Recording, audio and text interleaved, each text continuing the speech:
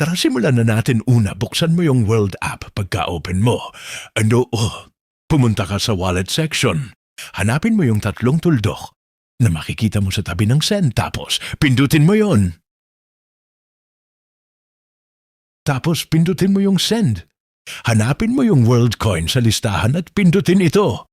Sa search bar itype yung Gcash Crypt 1 para makita ang profile ng recipient. Pag nakita mo na ang profile ni Gcash Crypt 1, pindutin ito.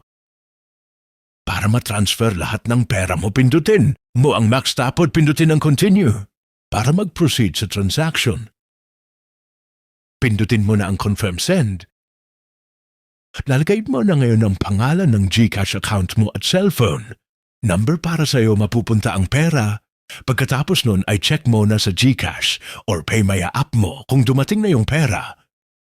Ganun lang kadali.